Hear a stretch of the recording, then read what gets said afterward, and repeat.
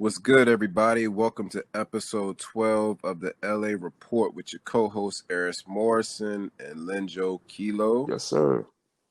Man, it's good to be back with you guys. Again, episode 12. We got a great episode planned for you guys today. Hopefully you guys enjoy the discussion. Mm-hmm. What's been going on with you, man? Just like before we get into it, just how you living, how you feeling, man? COVID's still on our minds, but hopefully ain't in our bodies. Nah, real talk. How I've been living, man. I've been living nobly. That's all real men do. Ah, You know what I'm saying? That's pretty much that. Grinding out with school and work, man. It's kind of wild. Like I had a whole 10-minute presentation in the paper due today that I did yesterday. Like I wrote paper, did PowerPoint yesterday, and I presented it today. So, just doing that, doing the whole schoolwork thing and doing the whole work thing is like today I've been on my laptop since 9 a.m. till like 10:30 p.m. for real. So a little bit drained from that. And then having to think about going back to Texas with the school thing is tough because, Texas is one of the top 5 states in terms of cases right now. In my county where my school is at, is one of the worst counties in the state of Texas right now. And I'm like, my school decided to leave it up to the professors whether or not kids can go back to, whether or not they're going to have class in person or not. And both my professors said they want to have class in person. So I'm thinking like this is some bullshit. Like I gotta go back out there and be in this fucking COVID place. But I'm definitely gonna keep positive vibes because I do think like in the back of my mind, like they're gonna cancel this semester, bro. There's no way that people are gonna right. be that negligent, bro. There's no way because the school has been shut down since like March, and like 10 folks have caught COVID since then on a campus shutdown. So so it's like how can you convince me or any other student that y'all gonna have safe protocols to keep people healthy? Because it's almost like you can't. Like 10 people caught COVID on campus, the campus is closed. So what do you think will happen when all the kids come back? You know what I'm saying? It don't make sense. Nah, bro, you absolutely right about that, and definitely praying that you don't have to make that trip for no reason, man. Hopefully, your professors will come around and do the right thing, and make this semester online for you guys.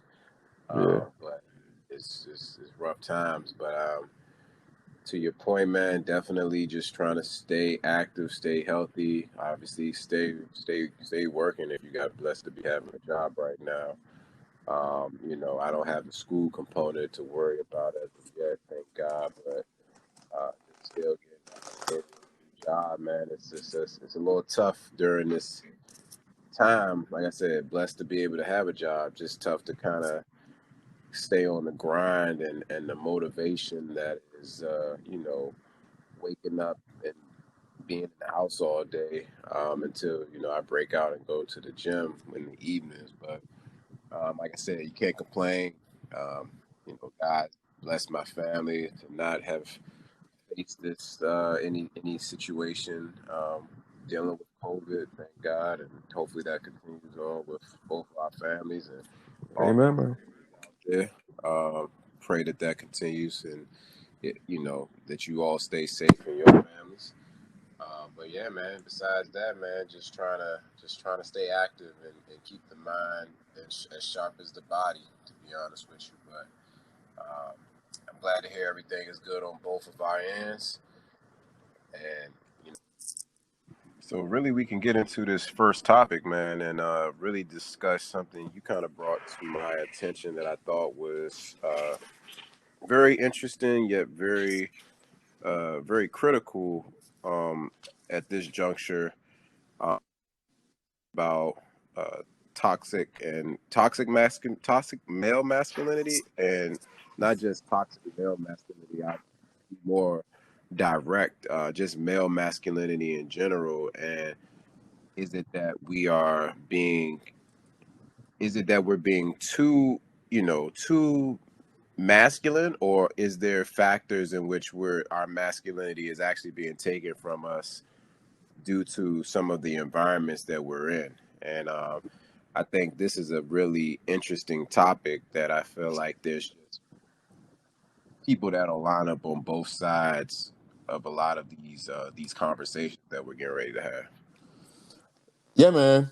Um, yeah, so it's kind of comes from a meme, and I'm gonna just paraphrase the meme. It was basically it was giving percentages of like how many uh, single moms there are out there, and you know how many of our young black men or young black men are raised by single parents, whether it's at home and then how they're taught by women in the schools. And basically, it was saying that we don't have an issue of toxic masculinity. We have a lack of masculinity. And with our catchphrase being revolutionizing black masculinity, I want to be sure that we, you know, I guess define and distinguish between the two. Because I think a lot of folks think that that means that there's no such thing as toxic masculinity when there is. And that can be characterized as, men don't cry, uh, men aren't supposed to show their emotions. Men are supposed to be super macho, super hard, like all those things that we're quote unquote not supposed to do. When that right there is in turn where it becomes toxic, where you then take those weird ass principles and you apply them into, let's say, a relationship, and now that shit is not flowing well because now your girl, who's supposed to be someone you're supposed to be intimate with, not just physically but emotionally as well. You're closed off because you're trying to adhere to this weird psychology of what you think a man is supposed to be, and then that's what causes issues. You feel what I'm saying? And Mm. but I do agree that there's a lack of masculinity, and that can be drawn towards how the black family structure was destroyed and how black men have been targeted by the system. All those things to then have our young black men that come up have a false idea of what a man is supposed to be. Similar to that quote I posted up in our interview with Alex about how you can see in our hip hop and in our movies how this idea of what a man is supposed to be was like hyperbolic, super exaggerated in the sense that it was super misogynistic. If you were not promiscuous, you're not a man. If you don't talk to girls a certain way, you're not a man. If you don't call them bitches, you're not a man. Like things like that is what kind of messed up the whole game. And it's now our place, like you and I, to come in and clean that image up because what it means to be manly is not that. You feel what I'm saying? And I'll speak for myself in this sense that what it means to be manly is to number one, be responsible, be accountable. Those two things. You feel what I'm saying? And then to operate on a baseline level of respect for you and those that are around you. And then, of course, you take that respect and you put it in higher levels for those that you consider loved ones. You feel what I'm saying? And then on top of that, you are in touch with your emotions. But you have to have emotional intelligence in the sense that no, it's not manly to be whining and crying over every little thing. There's a certain level of a tough skin you have to have, but it's not to the point where you neglect how you're really feeling. You feel what I'm saying? So instead of me, feeling a certain way and whining and crying to you about it, I say, hey, look, what you said made me feel this way, and this is how we can address it and move on and so forth. But just operating on a level of respect and a level of you know upstanding manliness is what I view as masculinity. You know what I'm saying? Most definitely. I think you said a lot of good points there. I think that I think we both know a lot about what we would say manhood means to us and what that stands for and what that kind of looks like. And I like the two words that you associated with it in terms of accountability and being respectful, accountable and respectful. And I think that those two things really go hand in hand to what it means to be a man. I think what's interesting is though if you ask a lot more of our lady counterparts, our women, they will tell you that there is a lack of accountability for us as black men. And I think that, to your point, that's where the toxic masculinity starts to take somewhat shape. We don't have a lot of positive images in our lives growing up per se of what positive masculinity looks like. To your point, us being able to express ourselves in constructive ways. But I do think we form a lot of bad habits, and I think that ultimately, as men in these situations, we got to be about doing the work of being able to be cognitively and consciously aware of where we can improve our communication, our, like you said, emotional intelligence, being more self-aware. It takes a lot of work to be able to really express those things. It's not something that comes naturally because we have unfortunately have kind of got rooted in the habits of what we just naturally have done, whether we've had and that kind of depends on whether or not we've had that positive male figure in some respects, or positive example of masculinity in our lives. I think you sent me a post where it was discussing, quote, what is, kind of toxic masculinity, and it said like 43% of boys are raised by single mothers. I don't know how true all these statistics are, but this was just what the post has said. So, but it said 43% of boys are raised by single mothers, 78% of teachers are female. So close to 50% of boys have 100% female influence at home and 80% influence at school. Toxic masculinity isn't the problem, the lack of masculinity is. And so I think that's a valid point, but I think that that's really twofold. I think that yes, we have a over influx of women in our lives in positions of where they are showing us their basically raising us in the constructs that we kind of have built. But like I said, that shouldn't negate, even though we don't have those same influences from the black male perspectives, us doing the work to try to become more aware of our masculinity and how to show it in ways that are going to be more positive outcomes for, the next generation. Because I don't really see that cycle breaking. And to your point, it's been systemic for years, removing the black man from the home and having the black woman raised and be head of the household. And so it really creates that problematic structure of like not having enough masculinity in terms of men being able to properly see what it is to be accountable to their families, to their women, and to our communities. And at the same time, we have a lack of masculinity at the same time. So it's a very two-way street, in my opinion, with regards to that post. And what I'm just hoping is that we can, like I said, I mean, as conscious black men, which we try to always deliver through our thoughts on this podcast, it's tough. It's tough because it's constant work. I feel like we have to do on ourselves. And again, I think when you realize the work that needs to be done, it's not so much that it's hard work, but it's just the ability to just to consciously always understand that there's more work to be done as far as to try to change the narrative of what black masculinity looks like. Yeah, man. Changing that narrative is a huge piece. It's a huge piece, man. And like we said at the Freedom Walk, the best thing we can do is provide accurate and up to date information.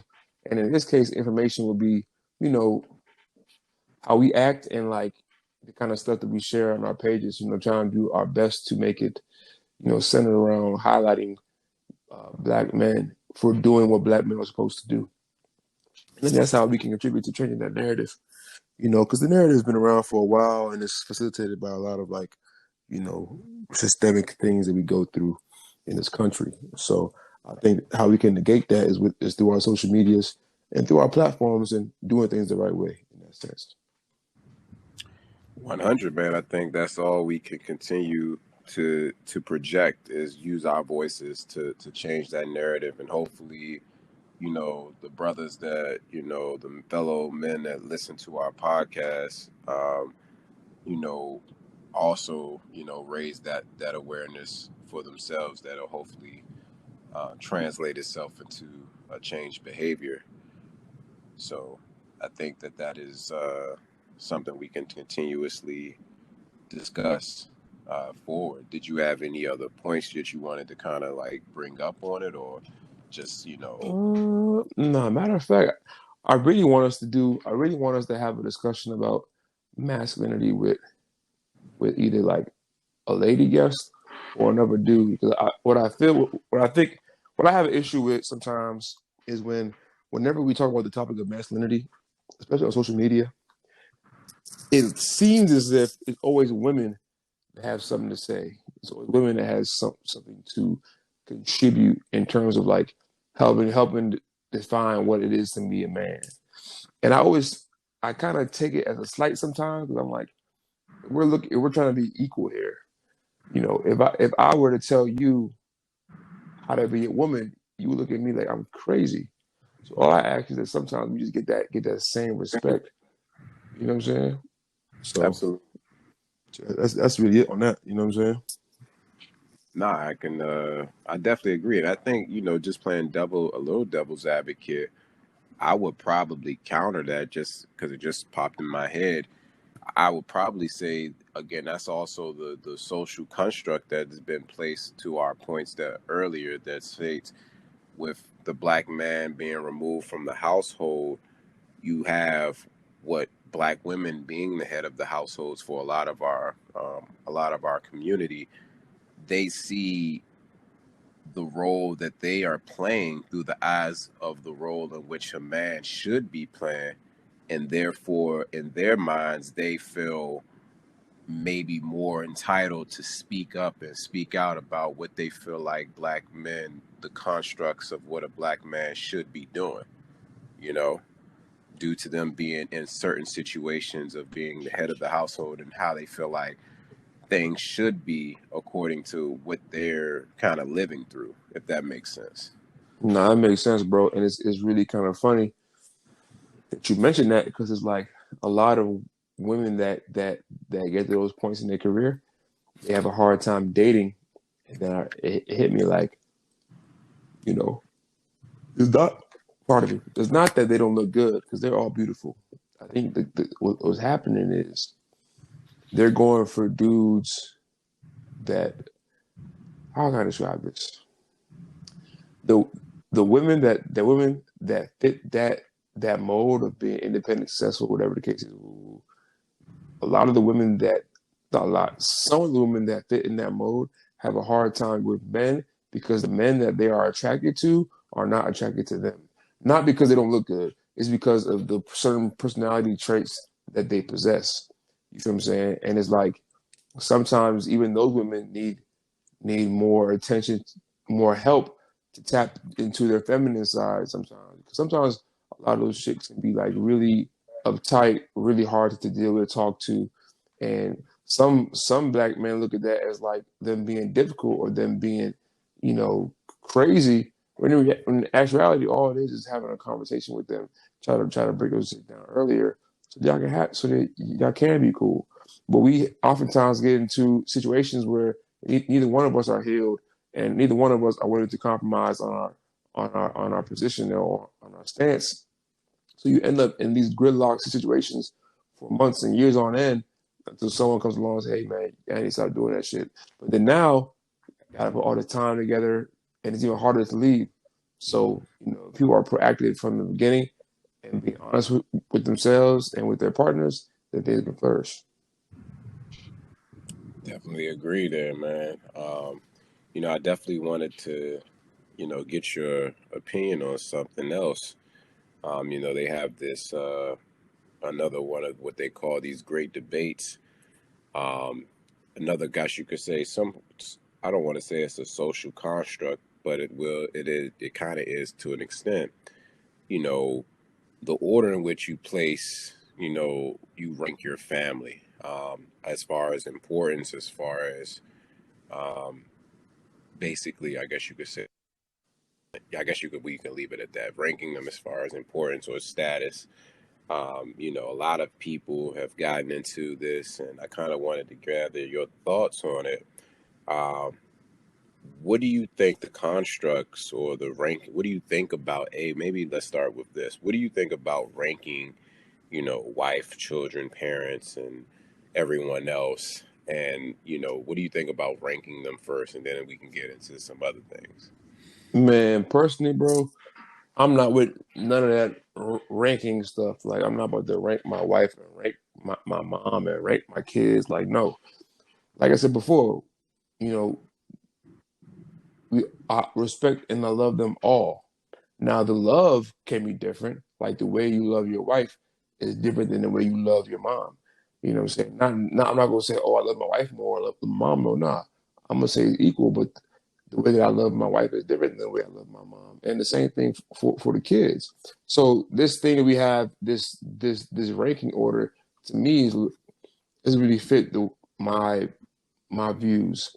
I feel like it's more so of a sliding scale, where sometimes my mom might be the priority because we got to help her out, and sometimes you might be the priority because we got to help you out, being a wife.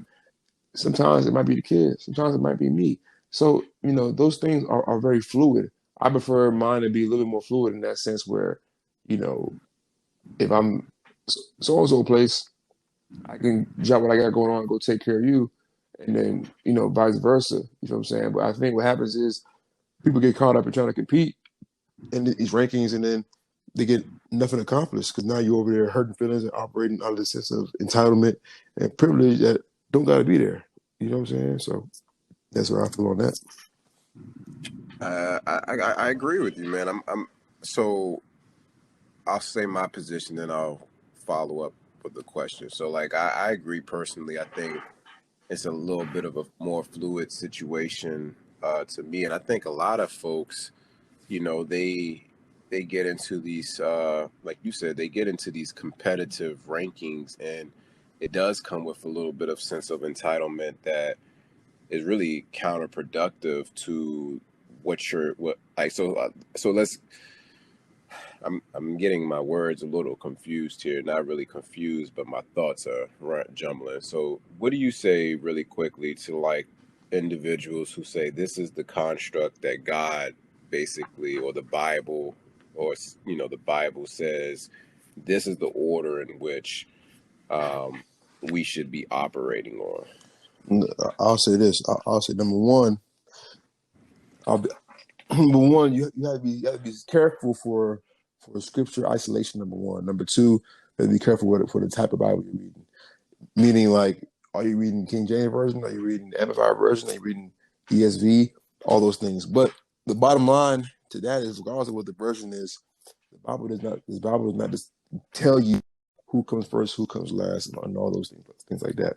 A lot of folks take these verses like like Ephesians 5, or you know, what is I think it's First Peter 5 as well.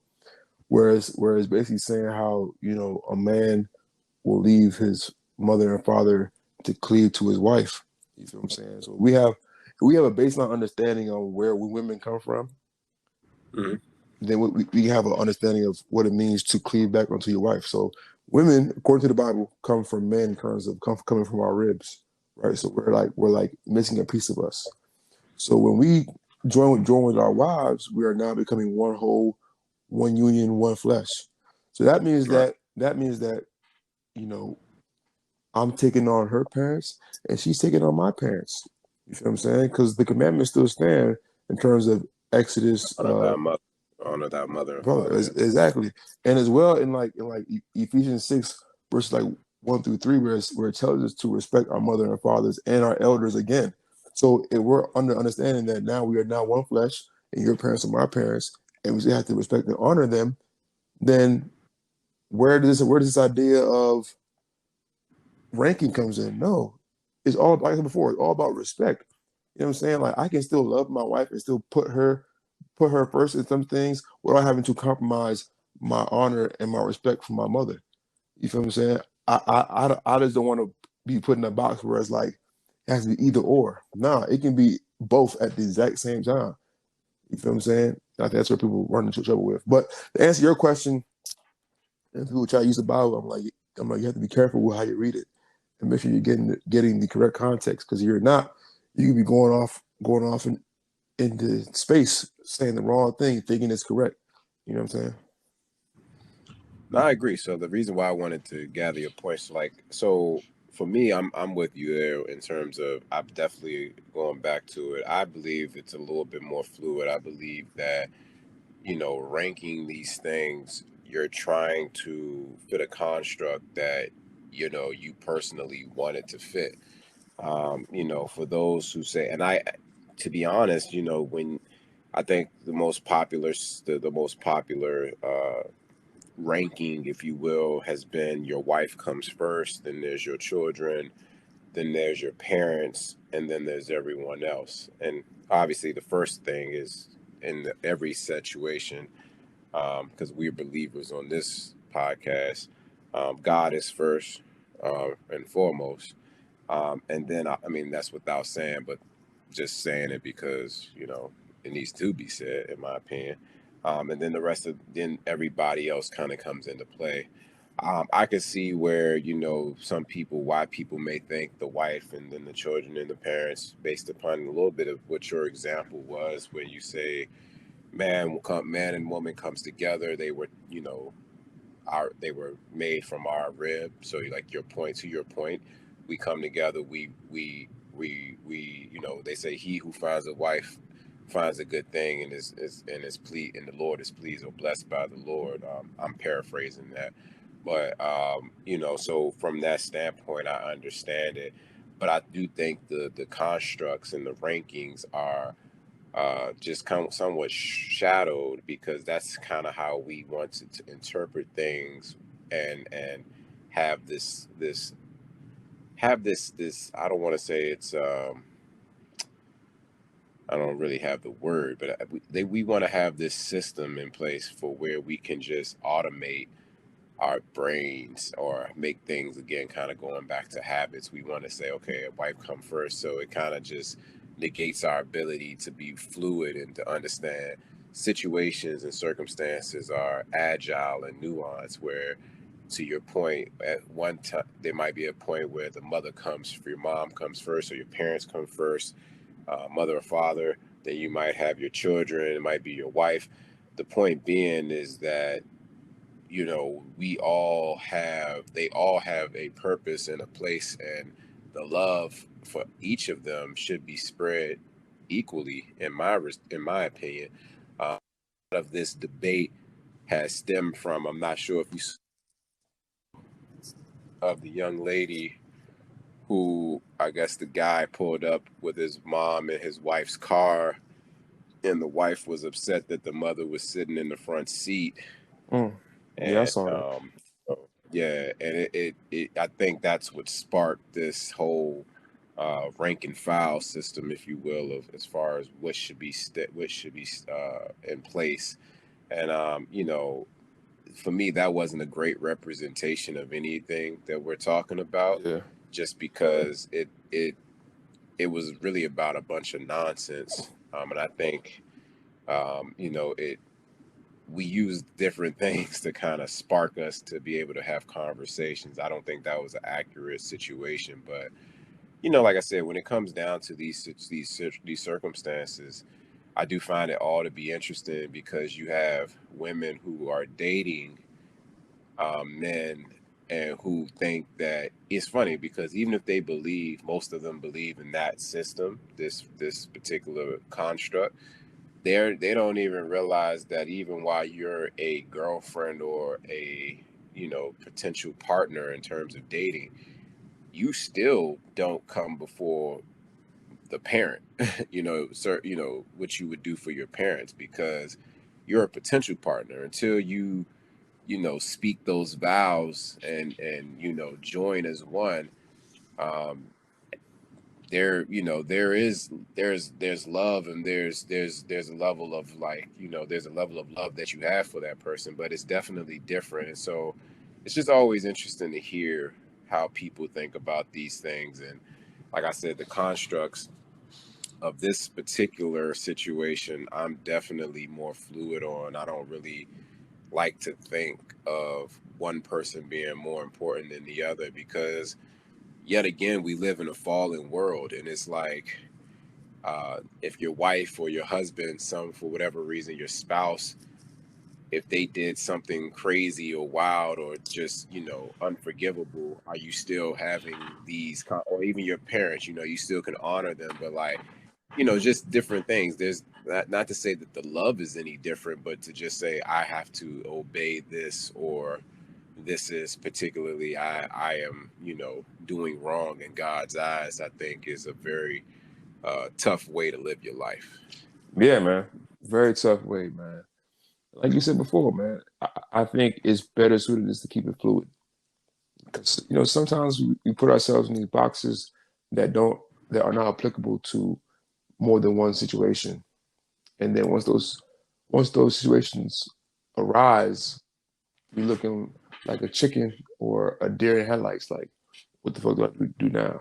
So try your best to make the best of it, about what we're saying. Of course, always do your own research, number one. Number two, let's try to think of it with an open mind, And in terms of that video you talking about, that shit was wild to me. Like I think dude has to really, I don't know if it's real, number one, but if it is real, the dude has to reevaluate who he's with, because we arguing over a seat, call my mom a bitch. Like, there's certain levels of respect that just have to be addressed and can't be overlooked. Now, that was a situation where there was something else she was pent up, and then that was the boiling point. Then she need to address that, you know, ASAP, because now you done cause tension between not only the mother but the boyfriend as well. Because now you put him in a spot where he has to make a choice, and whatever choice is not you're gonna feel crazy about it. And his intentions may still be to love on you. It's just that in that situation, it has to be the mother at this time. But that does not mean that he does not love you. You know what I'm saying? It's just funny how people like operate in terms of that stuff. Like, people take those same people won't carry that same idea of ranking and put it towards anything else. But when it comes to, like, the Bible or stuff, or not even the Bible, it just comes to stuff like this, they want to do something that is convenient to them versus what the truth is. Big facts, big facts. And I don't really have anything much else to add to that. Um, but I did want to touch on something. At first I thought we kind of discussed this, pre-show, just kind of going over what we want to discuss, and I guess it's on my heart to speak out about it a little bit, just because over the last few weeks we've definitely been having this conversation. Um, and for those of you out there who are listening, or will be listening, because this isn't live, but who will be listening, forgive us for being redundant in the commentary. But the whole thing about protecting Black women, and we've had a lot of different conversations. We did a live. We had some great dialogue with you guys. Um, I just had to touch on this because, really briefly, I saw a post earlier today, and I discussed it with a young lady, where they was referring to the situation with Megan, and bringing up the fact that, I guess, her potentially, Megan Thee Stallion, potentially being transgender as a way to kind of, I guess, justify Tory Lanez, allegedly shooting her. And I personally, it's not that I didn't agree with the post. I just hadn't seen where this was being said by Black men, and I felt like a little bit it was kind of an exaggeration, like as far as yet again, like black men are getting like we're getting like for we're kind of black men are getting a bad rap for a few people who say or do ignorant shit, and just happened to see something again that kind of brought it full circle, and it confirmed, I guess you could say, that there definitely are individuals who feel as though, even if it's a joking matter, um, in terms of just trying to be funny, get a few laughs off, it's not to say to the ladies out there, because I know the shit isn't funny to y'all. It's damn sure not funny to Megan. She was traumatized, shot at. Um, what I will say is, like, I understand from the ignorant point of view that someone's trying to be funny, but like that shit isn't cool in my opinion at all. Just because it's just so ignorant that it's like, damn. And these are individuals who are saying like, well, they were saying this before and this, that, and the third. But I mean, honestly, I hadn't heard. I've seen people say, yeah, they've been saying this for a while. Honestly, I hadn't heard anything of that nature.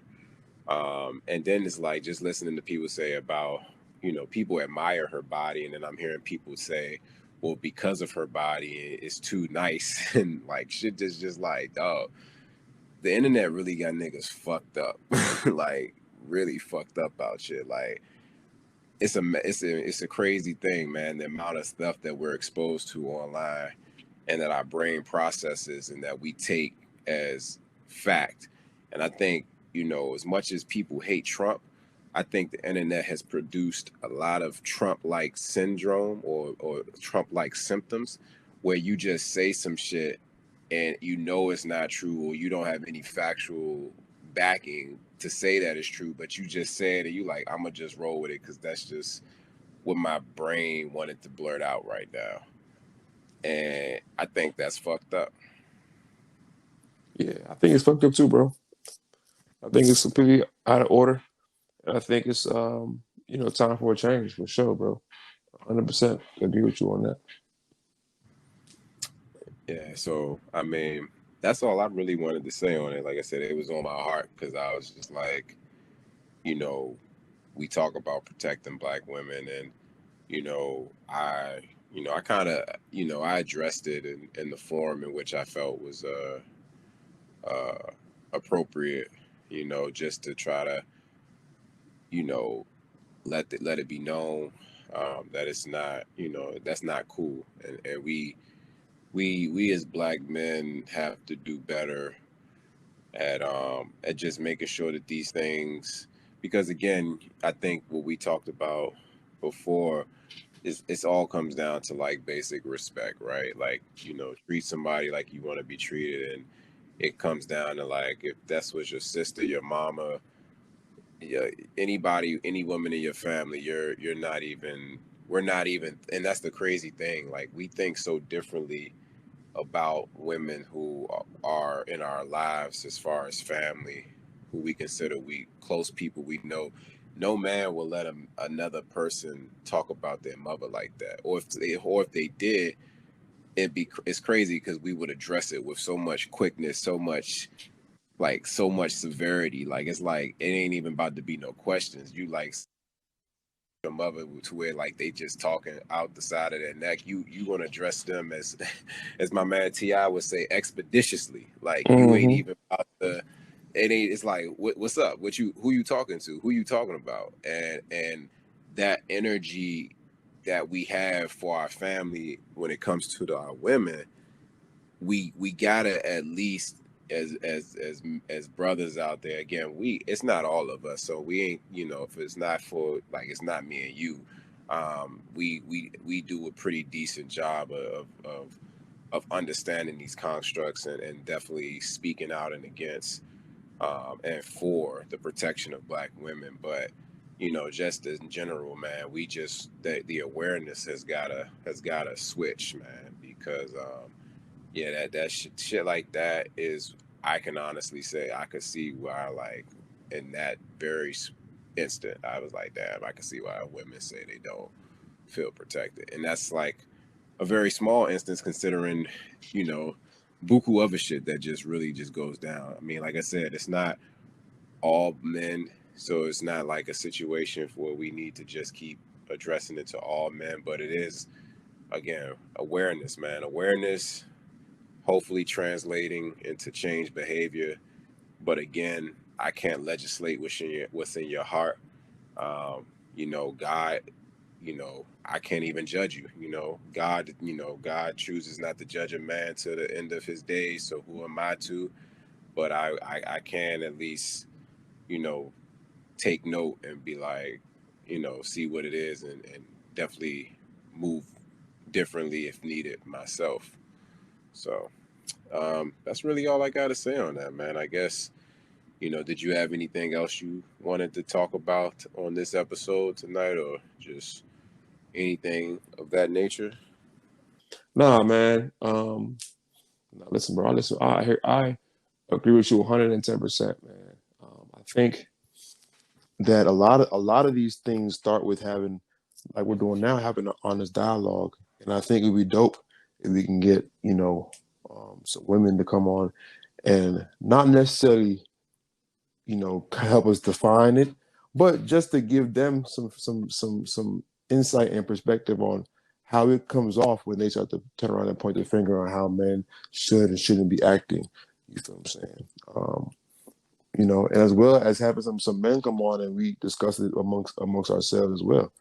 That way we can hold each other accountable and give ourselves different kind of standards that we can adhere to, and kind of live off of in a sense, because when people are left to, like, fend for themselves or do things off of a different kind of motive,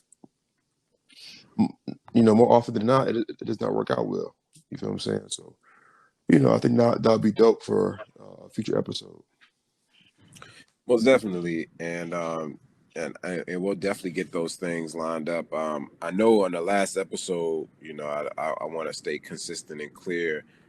We still plan on bringing you guys, having a teacher come on and actually discuss, just again what the upcoming school year is looking like, and like I said, just them discussing some of the things that goes on behind the scenes that you guys may not be aware of. So I just want to make sure that that we haven't forgot.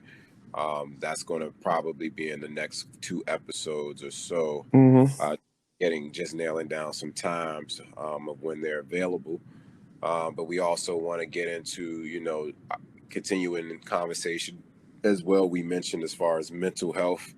And I think, even with the mental health conversation, we can definitely discuss a little bit more into detail how that black masculinity, toxic masculinity, influences through mental health, and the role that it plays. I think that those conversations are needed, and having an expert in that field, again, will definitely be of great value to be able to have them speak on a lot of these things, and add, a lot of facts to that. So be on the lookout for those things in the very near future.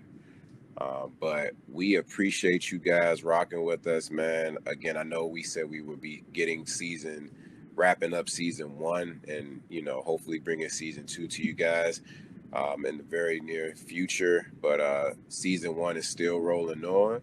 We don't know how many episodes season one will be, but we can promise you it will be lit and always informative, and a great dialogue discussion that hopefully you guys out there will enjoy. And hopefully you continue to hit us up, and be on the lookout.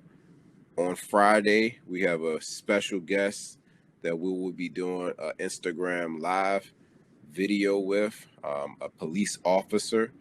Um, we will be polling questions. We've already polled questions. Linjo, you can talk a little bit about that. Mm-hmm.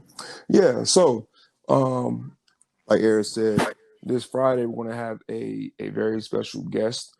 We're going to have a police officer, based off, and for discretionary purposes, we're not going to say which department that they work for, but we're going to have officer come on Friday on live, and we're going to be asking questions, kind of having an interview / discussion about some of the issues that we face in our community, and we wanted the audience to, ask those questions and to provide us with those questions that we can ask the police officer.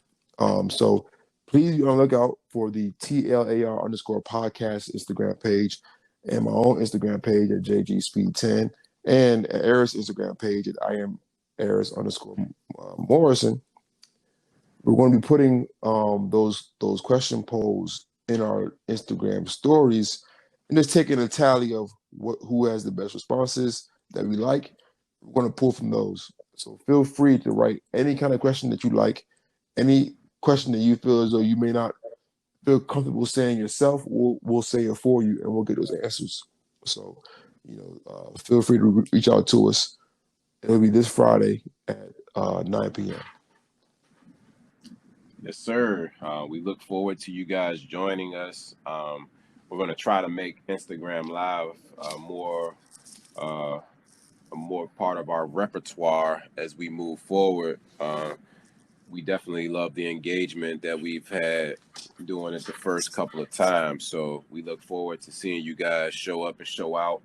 Again, this upcoming Friday, 9 p.m. Don't miss it. Yes, indeed. And with that, we say peace. Peace.